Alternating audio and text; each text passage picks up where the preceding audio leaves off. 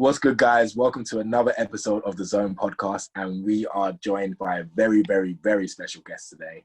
We've got Crystal Palace forward Amber Keegan Stobbs. Amber, how are you today? Hi, I'm good, thank you. Thanks for having me on. Really excited. Thank you for coming on. We've also got Mr. James Lewis, the guy. What's good, bro? I'm really excited for this one. Should be a good episode. So am I, man. So am I. Last but not least, we've got a new addition to the Zone. Cassie, welcome to the podcast. How are you? Yeah, I'm good, thank you. Looking forward to it. Thanks for coming on. So, Amber, we just wanted to start off with thank you for coming on first and foremost. I've said that like 2-3 times already, but I am very grateful. Thank you for this. But we just wanted to start off with how you got into the football. So, what was your earliest memory of football? Probably playing in the garden with my dad and my brother, to be honest. I've got an older brother. He's 2 years older than me, and when I was a kid, I used to kind of just copy everything he did. Genuinely, like, my parents would buy me loads of clothes and I would just be like, no, I'm wearing my brother's clothes. His name's Zale. So I'd be like, no, I'm wearing Zale's clothes. And, you know, like any day they'd be like, Emma, why don't we do this? And I'd just literally be like a shadow to my brother. I really looked up to him from like a really young age. And he was into football. My family's very into football as well. Like, my dad's from Newcastle. Okay. He's a Geordie. So genuinely, hence my middle name is Keegan. And I'm born in 1992, so it's like... okay, it makes sense. You know, to be fair, you know what? It's funny because I was supposed to be named after a Newcastle footballer back in the day, Tino Espria. Really? Yeah. One of my uncles is going to name me Espria. Not even Tino, he's going to name me Espria. So thank God my parents are United fans and they rejected that. So, but Keegan's all right. Keegan's better. Yeah. So my dad apparently wanted my first name to be Keegan, but my mum was like, "You chose my brother's name, like I'll choose the girl's name." So my dad was like, "Well, okay, middle name." So compromised, and yes, Amber Keegan Stobbs. So my family's very into football. When I was a young kid as well, my mum worked at Crystal Palace, which like I'll get onto in a little bit, but we're really football family. So yeah, just playing in the garden with my brother really. He played at a club like down the recreation park. I used to go and kick around like whilst he was playing, and then it was a boys team and they were like, well, do you play? And that was my first ever club, was an all boys team. And I was 6. So that's like the first sort of memory of playing. And then getting into the women's game, it was my mum worked at Crystal Palace, like I said, and on school holidays, I went into the office with her a couple of times, and it was like when Steve Coppell was like manager and stuff like that, and my mum did the accounts and looked after like the digs and the players and all that, and I was in the office and like Simon Jordan came in. And I really got scared and was like, I was 7 and I was like, I shouldn't be here. Do you know what I mean? Like, I shouldn't be here. So I remember like hiding under one of the desks, and then people were like, she gets scared every time he comes in and all this sort of stuff, any play or anything. I was like kind of hiding, and they were like, doesn't she like football anyway? So they said, why doesn't she just join in like the sort of football school holiday camps while she's here anyway? So the next day, me and my brother like bought our boots and it was actually trainers, because I don't know if you know Selhurst Park, but it was like where the fan zone is now used to be like a car, just car park, but there was a cage in the middle of it, which was like a 5-a-side concrete pitch. It was there. So me and my brother brought our stuff the next day to play, and then from there they were like, would you come and play for our girls team like after like the weekend stuff? So it's kind of like 2 sort of separate things, boys football and girls football at a young age, but I'd say it's mainly due down to my family is why I'm in football. Family. To be fair, you know what you said about Simon Jordan, I get scared when Simon Jordan comes into the room as well. Like, I see him, you know, Simon. Well, he's a very nice guy, to be fair. He is. I was just thinking like I shouldn't be here. There's no other kids there, obviously. My mum just took me into the offices. No, but it's good that you had a football background. That's obviously how your career developed. If you knew, we had Rianne Cleverly on one of our episodes, and she played at Hofstra University as well. So I wanted to ask, how did you go about getting into Hofstra University, and did you ever see yourself playing in America? Yeah, so my plan was always to play in America. Like when I was about 13, I was saying to my parents I want to play in America and stuff like that. I was always a bit like switched on, maybe a little bit too much as a kid, if that makes sense. So like I was like, I want to go to America, and they're thinking like a 13-year-old wants to move just to play football, and like obviously they supported me and stuff like that, but I don't think it's all the time that you get that, unfortunately, especially in the female game, because you got boys going to school saying I'm going to be a footballer, I'm going to be a footballer, but you probably didn't have many girls doing that. So I was that girl, and I used to play football at the Disney World Wide of Sports. I don't know if you've ever been there, but it's mad, and they've got tournaments going on at Christmas and stuff like that. And we used to go to Florida every Christmas anyway, so I played in loads of those tournaments. Yeah, it was nice. I played in loads of those tournaments and got used to, like, I remember turning up and I was like, there's so many girls teams here, because I'd been a kid that played for boys teams from the age of 6 to 11 with like the girls teams. I grew up playing for Arsenal, which was like an hour and a half away from my house. It was like scarce where the women's teams and girls teams are back in the 90s. Like I went there and I was like, there's like hundreds of girls playing football, like what is this? And it was just like, wow, this is amazing, like this is where it is, this is where I want to be. So like played in loads of those tournaments, spoke to loads of colleges when I was like of the age to speak to them, and when I was at Chelsea Academy, 2 girls were already going to Hofstra, and I told them I wanted to go to American University. I was looking for a few, and it actually turned out to be quite funny. Like I was looking for a few and sort of had a front runner, but Hofstra came in a little bit later, and I got on really well with the coach Simon, and my 2 friends were going there, and it was in New York, and I literally visited that, and as soon as I got there I was like, yes, I can see myself here. So went back and you have to come back, so I came back to England, signed the papers, went, and just sort of came about. But I knew I wanted to do it, but like had one sort of path and one like thing going on, and then it just took a quick turn and it ended up being for the best, and I went to Hofstra. But yeah, it was just because of, as a young age, like I said, I was in awe of the women's game over there and what was going on and how many girls teams, and the development over there is just so different to here. That I knew I wanted to get both education and playing. I didn't want to choose one, where I had a lot of friends at Chelsea Academy, Arsenal Academy that had to do that and like choose between education and the professional football career. It was quite hard to mix both, because we had a really good player playing for Chelsea reserves. When I was 16, she must have been about 19. But she was looking at universities, and then it ended up going to like Bath, I think, but there wasn't that many girls, like, teams around there. So it's that, because obviously this is like 11 years ago. So like it's different now. You have more teams everywhere, but a lot of people I know had to choose between education or football, or working or football, or working in education.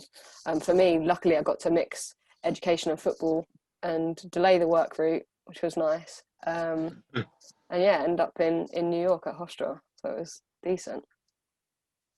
So obviously I know you played in America, and I know America, the dynamic of what they call soccer out there is completely different, especially with women's football. So I wanted to ask, is there a massive difference in the way Americans play football in the game? Is there a difference in America than there is in England?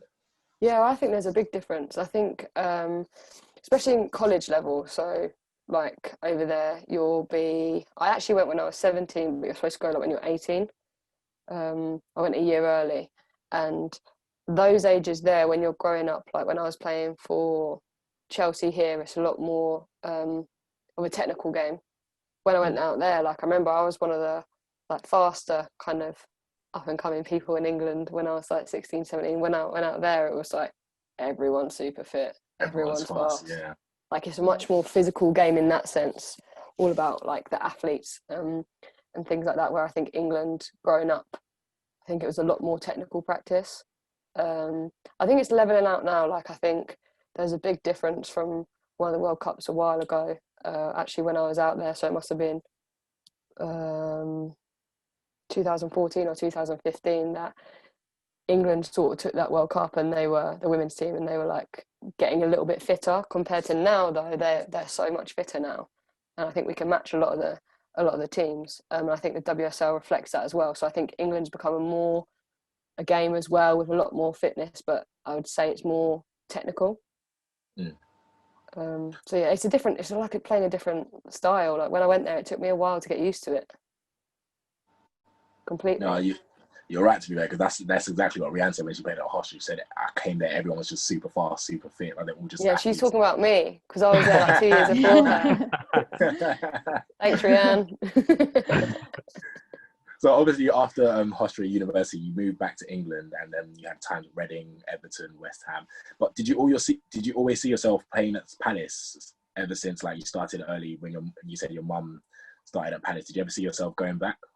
Yeah, so that's the thing. Like, Palace sort of always held that little, as cliche as it sounds, like held that little bit of my heart because it was the first girls' football club that I played for. I played there for like 2 years. I mean, I was like 7, 8, and 9 by the time I left, and like I just loved it. And I'm obviously from South Croydon, so it's like on my doorstep. You know, like realistically, I'm a Newcastle fan because of, you know, the whole Keegan and my dad and stuff like that. But if I was to choose a London club, it'd have to be Palace. Yeah. So it's like I guess I'm local. I was getting loads of stick when I signed because of my colleagues were literally like, local girl from Croydon signs for Palace. I was like, can we stop? But realistically, yeah, like it always did. And I mean, I played when I was at Palace were in the 3rd league for quite a while. And I'd obviously come back to play professionally, and then after some reflections and stuff, I decided to play semi-professionally and work on a career as well. And just so kind of in that time, I think Palace were creeping up, and it's worked out perfect for me to come back to Palace. And I said to the general manager the other day, this is the first club I've signed 2 contracts at, because if you look at the pattern, it's normally 1 season and then I'm off. For many different reasons. It's not always like reflective of the club. It can be reflective of me or where I'm at, or, you know, to be honest with you, Reading wasn't a great year for me personally, and it was like I wasn't getting as much playing time as I'd hoped for. So I took a decision again to work on my career and go to Everton, which was in WSL2. But I am like really happy at Palace and can see a future there for, like, you know, a long time. I mean, I'm 27, but we'll see how long that is. But I mean, like, well, I joked to her and said, someone made a joke and I said, well, this is the first club I've signed 2 contracts at, because obviously this is my 2nd season. And I don't know, it just, to be fair, if I'm not happy in a situation, I'll always give it my best and stick it out to the end. But I know, unfortunately, a lot of players, because of circumstances, might not be happy where they are or playing, and end up sticking out for much longer than I feel I would, because at the end of the day, happiness is key, and you want both the club to be happy with you and you to be happy as a player. And I feel like I've hit the nail on the head with Palace. Yeah, that's really good, to be fair. I'm glad that you finally seem settled at Palace. You know, and obviously it's your hometown club as well. Yeah, so, I know. So it's a match made in heaven. Yeah, it's actually, yeah, I really like it. And it is like a little bit, it was quite funny when I was like signing for Palace. I've still got like the Palace kit from when I was like 7 under my bed. Oh. Like, and I've still got like program cutouts that my mum kept and stuff like that. And it's just quite funny because it honestly feels like ages ago. Like, genuinely, I mean, it's 20 years, coming on 21 years, but yeah, it's I feel like I am sort of home now. So, James, did you want to ask a couple of questions? Yeah, I wanted to ask, because football's such a unique job, how does the rejections or any negatives affect your mental health when you're going through them? Yeah, it can be a really tough one, to be honest.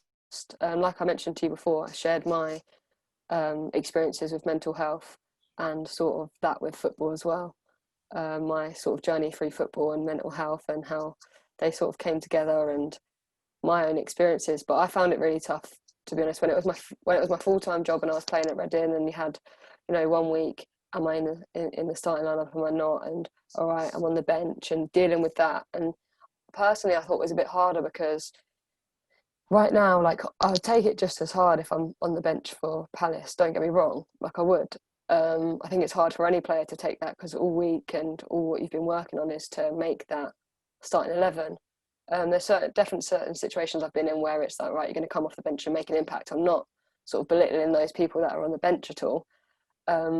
but things like, you know, not making the squad and stuff like that happens in WSL1. And for me, it was really hard to sort of find out I wasn't in the squad, go out to the training session, train, give it your all, know that you're not going to travel, or you're going to travel and sit in the stands. And then there was no other direction of my life. It wasn't like I had a job that I could be like, right, well, football might not be going the way I want it to be now, but I'm gonna, you know, smash work on Monday. Or I didn't have EFF, so okay, I can't put my energy into there where you know, like, it's all about the balance. It was literally just like, all right, I'm not in the squad, or I'm not in the starting 11, you know, and it's a Saturday. Okay, well, we've got Sunday off, and then you train again Monday, and then you wait the next week to find out the news for that. And that's where all my energy was going.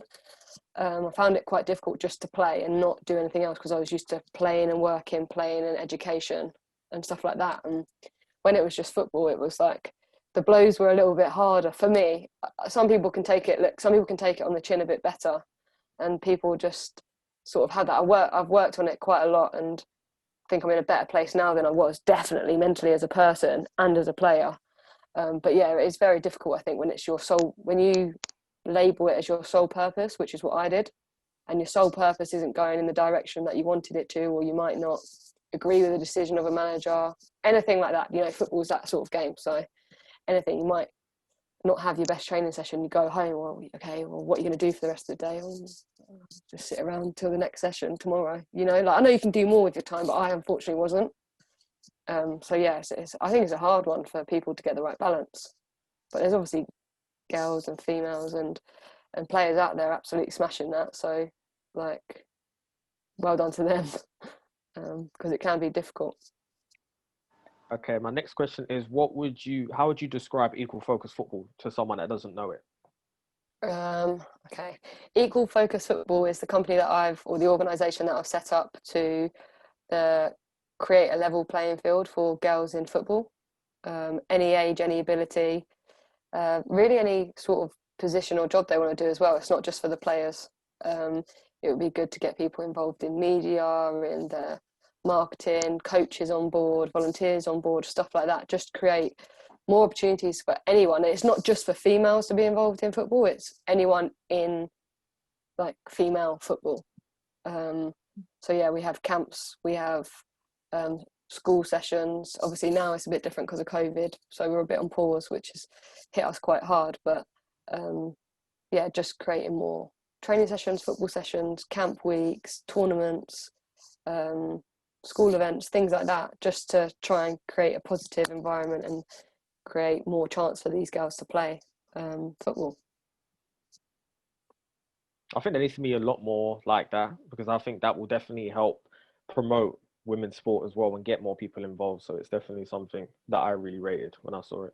Yeah, it's good, you know. It's not the sort of the title as well, like, kind of explains itself. Our focus is just to create more of an equal environment around football, and it's not just for people, you know, it's not an elite academy, it's not for girls. If you want to come and be the best player you can, we can help you push the next levels as a kid or as a teen and stuff like that, and that's fine, we're there for that. But we're also there for those people that haven't tried football ever, that want to try it, because what's happened sometimes is a girl's come to a camp, she's been a little bit upset, you know, the whole thing of like not letting go of the parents' arm. Yeah. I haven't been in a group before, I haven't played sports before, haven't done this, haven't done that, like that sort of feelings. Like, our aim, I said to mum, well, look, you can stick around in the car park if you want. I guarantee, because we've had loads of these girls, this might be a tough start for her. Let's get a ball at her feet straight away. You know, you don't go over to the girl and try and bring her away and stuff like that. Ball, if it's just there in the vicinity, she's having a conversation, we get another girl over to talk to her if she's ready for it and stuff like that. And then the second day, they're literally sprinting through the door. And the mum's like, oh, okay, well, see you later. Or the dad or whoever's with them, like, oh. And then we have a little laugh and we say, not a problem today then. And it's, I've had loads of comments and testimonials from parents that it's more, and our aim is also to give girls more than just the football. So it is to empower girls to be involved in sports or group and work on, you know, like their own social skills and things like that. It's not just about, listen, come to us, we want to make the best footballers, or come to us, we'll put on a session. And the session isn't just football minded. It's how do the girls get the most out of being in this environment and giving them confidence and empower them to do things that they want to try in life. The whole kind of this girl can thing is really what we try and do, try and create more opportunities for girls to step out, maybe, hopefully not their comfort zone, but if they're doing that for that reason, then good. And we've had quite a few girls be successful and go on to, when they came to our camps, they were playing for their local sides, and we always hear that they've been picked up by, we've had a couple of girls picked up by West Ham. Some of them have gone to the Colchester, which have got a good setup as well, and we have one girl that was picked up by Arsenal. So it's all different levels, but it just depends what the girls want to use us for. If I'm being honest, it's not really about us, it's completely up to them and the individuals or the groups that come, and we can tailor our sessions, and we do different abilities, different ages, different confidence levels, everything. So just try and hit it all basically, and create stuff for the girls to be involved in sports. So my question, the first one, just off the back of sort of what James said, equal focus football, when I was sort of looking into it, and kind of struck a chord with me being sort of a female player. What do you think can be done to stop girls dropping out of football at such a young age? That seems to be a bit of an issue at the moment. I know it's something that equal focus football is looking to change. Yeah, I do think, I think you've got a few hurdles as a young female player, and to be honest, I think it's around school, and I think female or male, you know, the sort of ages in your school when you start to grow and develop, you either, a lot of the time people specialise in the sport that they choose, or they get, you know, which is absolutely fine, they go down like the education route and the exams and stuff, and I genuinely just depend on so many things, like your environment, your upbringing. Like my parents were always very like, express yourself, play sports. Like, you know, I was like, oh, I want to be pro, like a robot 12-year-old, and they were like, yeah, no problem, if you want to, like, go ahead. But they never really pushed me. I think there's loads of things that can alter them, but I think what we can do more is create the opportunities and keep them engaging and show interest into these young females that, look, you can do this, you're welcome to, you know, join this session. And I think it's actually a lot better now because these young females have older female role models. I was quite fortunate where I'd played that, like, we were the ball girls for the Arsenal first team and stuff like that. So like Kelly Smith, Alex Scott, players like that, like I had those. But I think it's because of the club that I was at where we were exposed quite a lot. Yeah. And I think it's quite good now on social media and with these clubs that we are as players sort of connected to the youth and the community a little bit more. I think we're a bit more reachable than the men's game, but I think it's just like, whether it's an organisation like EFF or a club like Crystal Palace and everything, that I think it's keeping them engaged and keeping them aware that they can do the same as what we've done, or they can continue to play for fun or for a job or things like that. But I think we need to keep them engaged, but also give them somewhere to do it, like a safe environment to play, because it's all well and good being like, you know, well, this Arsenal player says you should play. Okay, then where can girls go and play? And I think educating parents and girls and schools where they can play. So a lot of the times at the camps, I'll say in the beginning and the end really, but how many girls play for a team here? And our parents come on the last day for the kind of debrief for the camp and the kind of round of applauses and the prizes and stuff like that. I say how many girls play, and I normally do it in front of the parents. I say how many girls are at a club, and, you know, hands go up, and I say, okay, if you're not at a club and you want to be, put your hand up. And then I'll say to the parents, get in touch with me. And we've helped some girls that haven't been part of a club just find a local club close to them, because there's some stuff on the FA website where you put your postcode in and you find out your local club, but I just don't think people are aware of it. No, I think that's something we probably need to add to our EFF website, is a link to that page and how to get your girl involved and to stay involved. And that's a big one, isn't it? Keeping them engaged. But I think it's just making sure it's a steady line of engagement and opportunities, rather than we want to make a difference, here's this drive we're doing, or here's this tournament or games, or, you know, we're doing something for a month and then it plateaus and there's not much else. So I think the encouragement, the opportunities and the knowledge is probably the way that we keep girls involved. Yeah, perfect. And obviously, you're going into your second season with Palace now. What sort of goals did you make ahead of this season? So I always put, and I'm not just saying it, but I always put like the team's goal, first. Like we always discuss them in pre-season, what we want to do, what we want to achieve. And then obviously I think it's good for your own performance and for your own kind of reviews and confidence to have your own goals. So there'll be a goals on how many, there'll be an aim on how many goals I'd like to get, how many assists I'd like to get. I do start with though just how many games I'd like to play in, even, because you've always got to have a sort of an aim for each sort of level and achievement that you want to get. You want to be realistic with your goals as well. But I was speaking to, actually, when I signed for West Ham, I was speaking to, I had my like welcome interview kind of thing was with Antonio Mikel, like just showed me around it was actually really cool, but he showed me around the training ground, spoke to me, and I wasn't, well, as a young kid I'd done the goals, but I slacked off it a little bit because I put loads of pressure on myself at Reading and Everton. But he was like, make the goals, but like don't tell anyone, keep them to yourself, and that's where the pressure is. And he didn't tell me what they specifically were, but he said like the amount of goals, amount of assists, how many games you want to affect and stuff like that. So I did take that on board, and I will be doing that. Unfortunately, I haven't started this season. I should be back in a couple of weeks. So, but I'll just keep the goals as they were, and hopefully smash them anyway. Yeah, that's good. And obviously, like, it wouldn't be 2020 if we didn't speak about COVID and everything like that. So what happened in terms of when it was locked down? Did you as a team keep the sort of team spirit going? We kept it going virtually, to be honest. We had can you hear me? Sorry, I think I cut off. There you go. Okay, so we kept the yeah, I can hear you.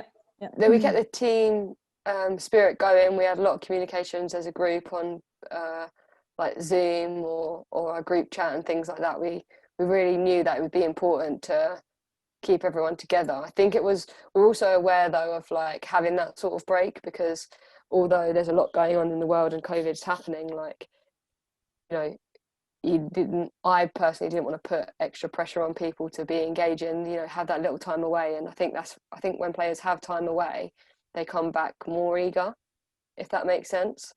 So yeah, we did I hosted a bingo and a quiz, a couple of quizzes. Got so much stick the first one because apparently it was too difficult. And things like that, really. And then as far as training goes, we had a program to follow, but Palace were really good with us. We did some of them virtually online, and then we got a Pilates kind of instructor in as well. That was really good for us. So as far as my experience of COVID with football, obviously it wasn't great. I was injured, playing on an injury anyway, and used some time to break and then come back and kind of fight through this injury and come into pre-season fit, which I thought I did, but it flared up again. But the communication as a club, I have to say, was really good. It was they were always keeping us in the loop with what was happening. They were always supporting players. You had different coaches checking in on you, and again you had players and captains and everyone else. I was really surprised with it, because I think it could be easy to sort of trail off and become a difficult period. But yeah, it was dealt with really well, and I think it was a positive. It turned around. We used it as a positive. Yeah, perfect. And then I know you're playing in the Championship at the moment, but you've had experience in the WSL, and obviously as a female footballer anyway. What's your opinion on a lot of sort of US stars coming to the WSL? How do you think that will help grow the women's game? I think it will help grow the women's game. I think that WSL has always been a league that was growing in the attention globally, if that makes sense. And now we've got these big stars coming from different places. You can see how like one or two came, and then it was just like a snowball effect. Open the floodgates. Yeah, open the floodgates. It was good. It's good for us. It's good for our game. Personally, I hope that, like, no disrespect to anyone, I hope the young players that were in, working hard in this country still get a look in. I think that sometimes can be quite hard to find a balance in anything, like the American League has the cap on, don't they, on how many international players they can have per team and things like that. And I think they are quite attentive to their homegrown talent and stuff, and hopefully that will go that route as well. But it is really good for the game. It's really amazing to see them, because obviously as well, as a kid that wanted to go to America to play because the game was much bigger there, it just sort of shows how far our game has in England has grown. Yeah, definitely. And you know how better women's football is now here compared to what it used to be like. Because when I was 16, I was at Chelsea playing for the reserves and under 16s, alongside Drew Spence, who plays for Chelsea. And you know, the players were working full time, training twice a week at Cobham, and it was like, I'd say semi-professional then, but now obviously Chelsea are flying with it. A lot of the top teams are flying with it and giving the female players a chance to do it for a living and afford to do it as well. Okay, cool. James, Tony, do you have any questions on that? Or? Yeah, when you said as you just said, they can afford it, what's your thoughts on equal pay?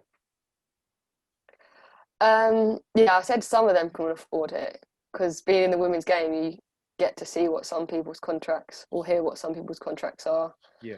And to be honest with you, without saying it brutally, it's shocking how little some players are on, whether that's WSL 1 would be their main job. Championship, I think is similar, but you also have your full-time job, and it's a bit of a different lifestyle. But I don't agree with the amount that people aren't paid, and I do think that equal pay has a stance, and I think that the women's footballers need to be benefited a little bit more. Or I'm trying to tread on eggshells here, but I'm just going to go for it. So I think they need to be rewarded a lot more, and I think people need to we need to do it as a structure, and like look at ways that women's football can be supported more financially, because you do have people that are making a lot of sacrifices playing in the top league. I think second league is also a sacrifice, because we work full time and train 2 or 3 times a week and play on Sundays, and have to have a full-time job. So that balance needs to be put a little bit better for us by the leagues and by the FA or who can pull those strings. But concentrating on WSL, you're talking about players here that have worked their whole sort of lives to become elite, and as you know, in the corporate world, in any sort of thing,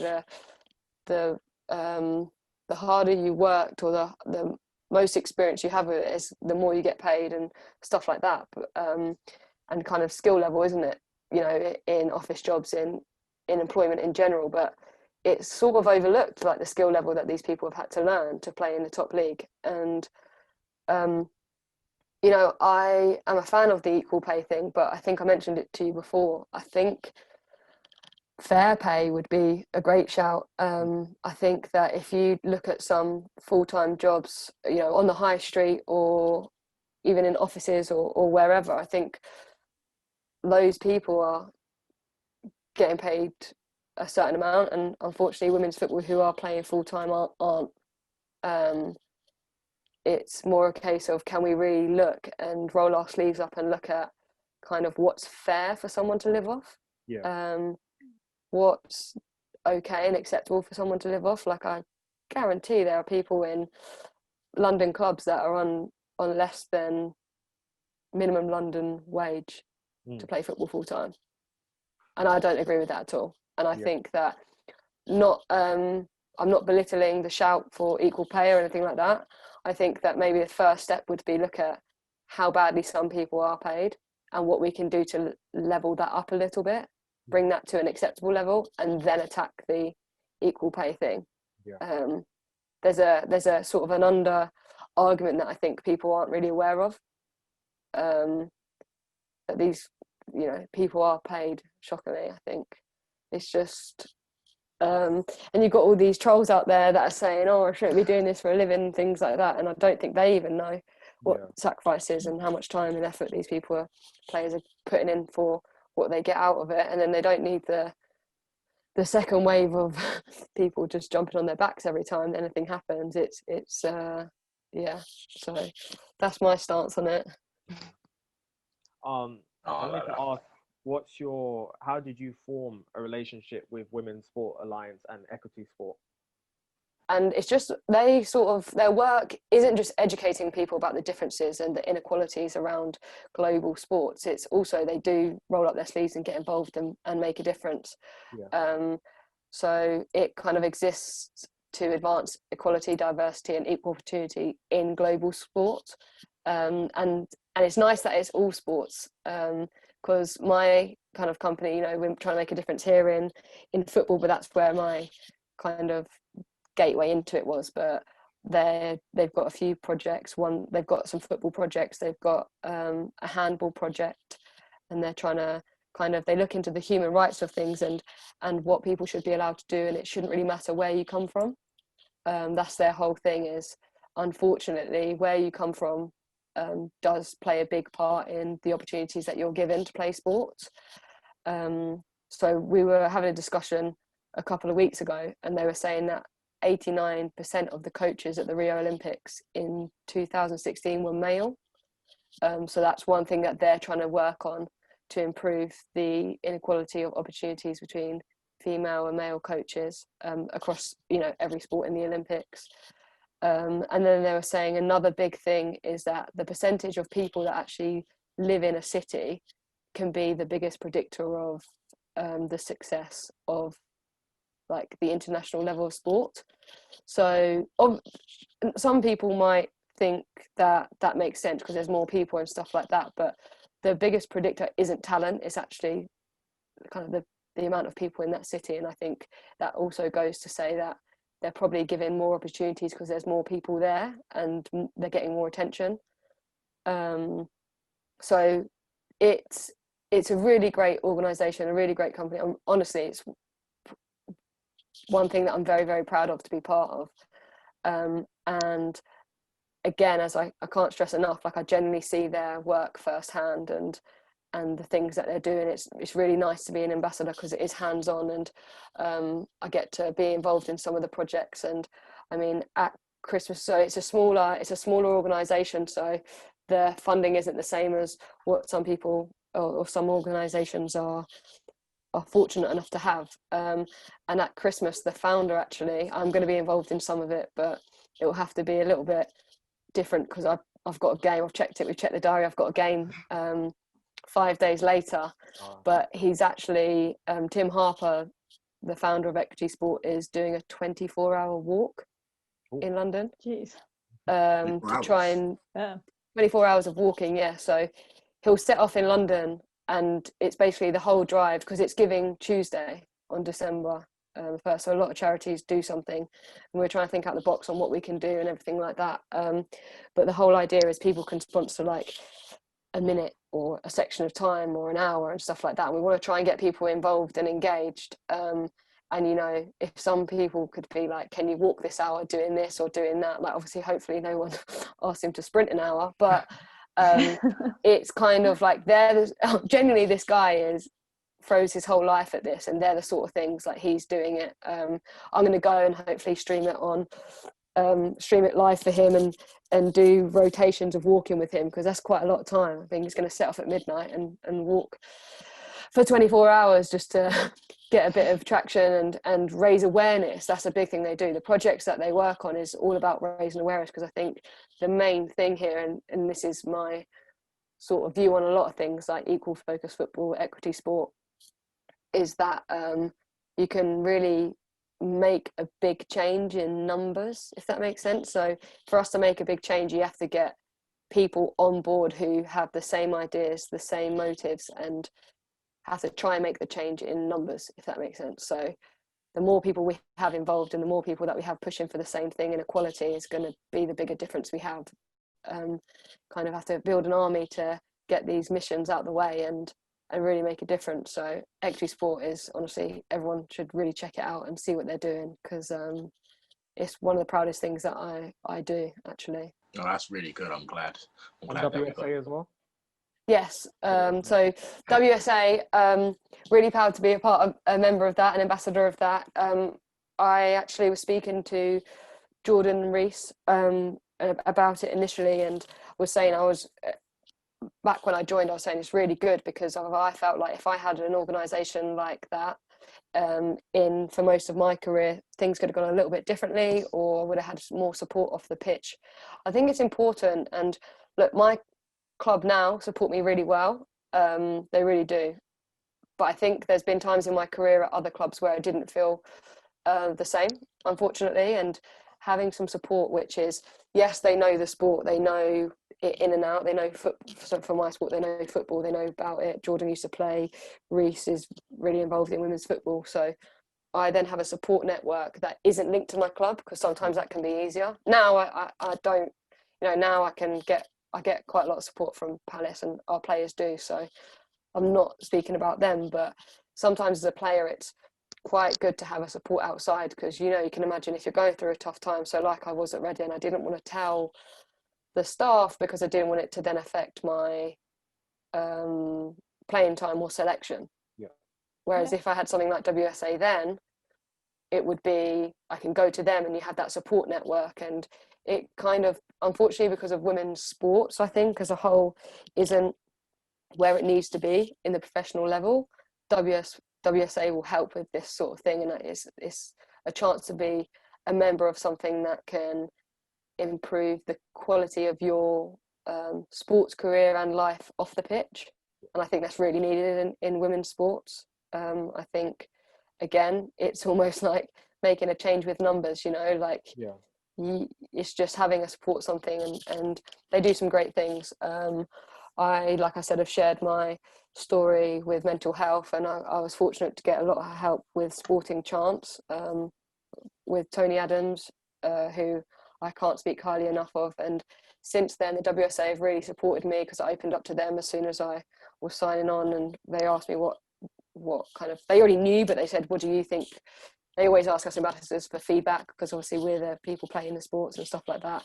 And I said mental health, and they've actually helped me since being a member anyway, because as an ambassador you get a membership, and that's something that I'm definitely utilising and is making a big difference to my life. So a lot of the time I only really support things and be a part of something if I truly believe I would use it myself. And WSA is just another one of those things that I'm fortunate enough to be involved in. Right. So we've done Newcastle, Sunderland. If I say Arsenal, Chelsea. Arsenal. Oh, Arsenal. Sorry, Cassie.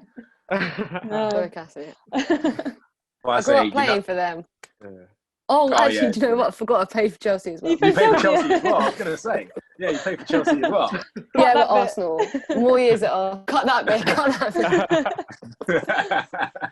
All right, we'll cut that out there. Hip-hop or house? Hip-hop.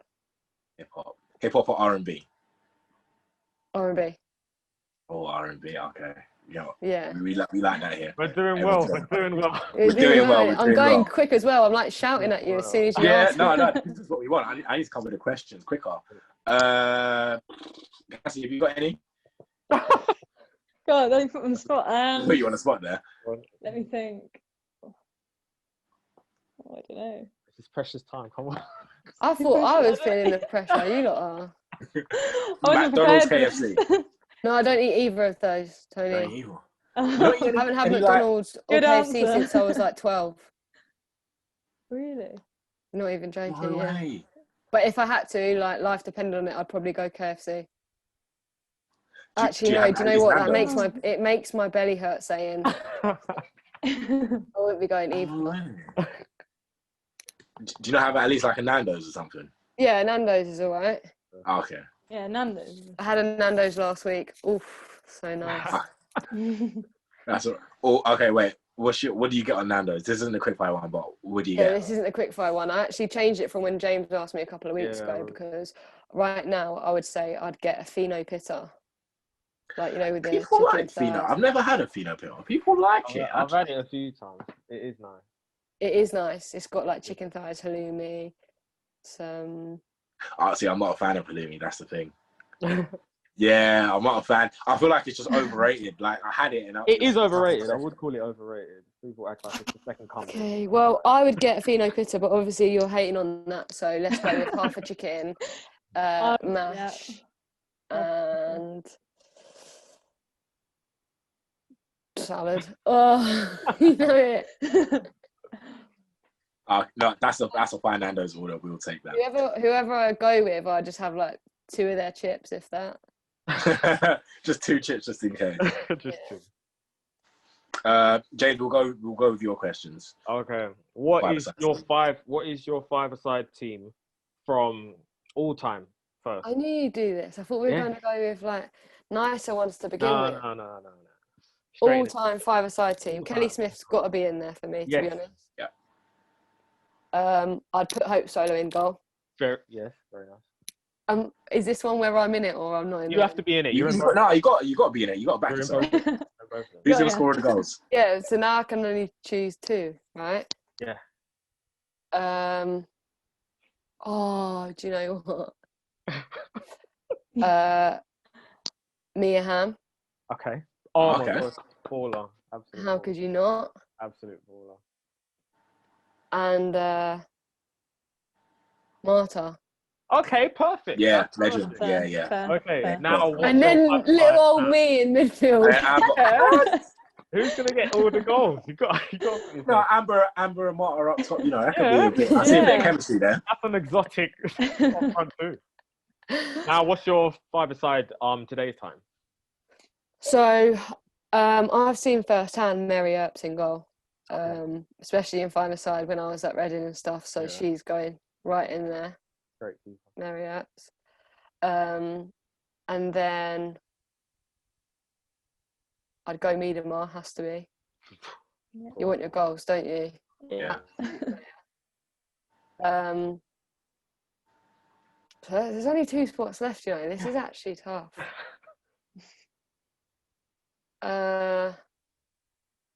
Lucy Bronze got to get in the defence for me.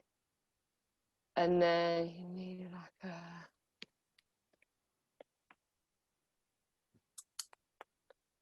This is tough. I've got 3 contenders in my head. We've got 3 minutes left as well. I just saw it pop up. Oh my!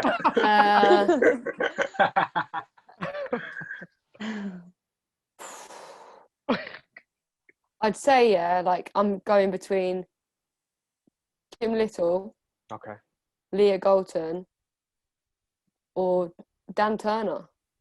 Yeah, you forgot about Dan Turner last time. Why do you have to say that? I didn't forget about that. Dan, scrap that. So it's one of those. Oh, Kim Little, I think. Okay, perfect. You got it done. I'm impressed. You got it done. Yeah, but I'm not happy with. That's the thing. I'm not happy. I'll be thinking about this all weekend. It is what it is. You can come back and do it again. I like that too. You can come back on the pod and change it. All-star team was popping, wasn't it? Yeah, definitely. Yeah. What's your favourite TV show? Favourite TV show at the moment? Suits. Okay. Yes. So good. Yes. So good. So good. Have you finished it? No, not yet. Okay, that could be a job for tonight. To be fair, I'm way off finishing it, but it's decent. Wait, what's happening? What's happening right now in Suits? Well, we might put some spoilers out there for people. I've watched it all. If you haven't watched it, I watched it all. It's been out. If you haven't watched Suits by now, you're slack. Close your ears at this moment. What's happening? Can't even remember. That's how much I love it. See? See, I was going to say something, but I don't want to ruin it for you. It looks like I'm absolutely lying. I've never seen it. Well, Harvey's with the therapist. Oh, okay. Yeah. With the British therapist. Yeah. Okay. Oh, yeah. You kind of get in there. Kind of. I've got like 2 more seasons, I think. 2 more seasons, yeah. Obviously, that's not the main story in it at the time anyway. Harvey's with the therapist, but who... No, it's not, but when you said that, I knew exactly what's going on, do you know what I mean? Yeah, but who doesn't love Harvey Specter as well? Exactly. That's the one thing that just stuck in my head about the whole series. Oh, but dressing room. Our last question. What's your go-to song before a game? Okay, this season it will be Another One Bites the Dust by Queen. Proper out there, isn't it? favourite songs at the moment, because James, I couldn't answer this last time. Yeah. Is, well, a lot of the songs I like are a little bit inappropriate, so I didn't want to say those either. You like I do like the inappropriate songs? song. I don't know that song. What song? I don't know. By Dr. Belly, Oh, Stormzy, Wayne. I was thinking what? Fun fact, that's actually the beginning. We used that instrumental to the beginning. I of really our do like that song. Really like Do you actually? Yeah, we do. Yes, we I like music here at the Zone. We have good Yeah, music. we love it. And I like the whoa, but I think it's spelt woo. Like, can I actually look more geekier? But do you know what I mean? With 50 Cent. Yeah. That's a good one. Okay, but If I say I like the whoa, or The woo. it is the woo, right? Yeah, the woo. yeah, the woo, yeah. Just put that bit in, then cut the woo out and put The it back. woo. No, we'll got that out. But Amber, thank you so much for joining us. Yeah, we really no do problem. appreciate it. Normally at the end we shout out anything you're doing, but you're going to be doing a lot of stuff with EFF and obviously with Palace as well. So we'll be looking forward to that. Guys, thank you for listening. Guys, Cassie and James, thank you for coming on with the pods. Thank you for listening to another episode of the Zone podcast. You know, you can follow us on Twitter and Instagram at __the_zone. I am trying to wrap this up really quick because we have a minute left and we don't pay for Zoom. But thank you so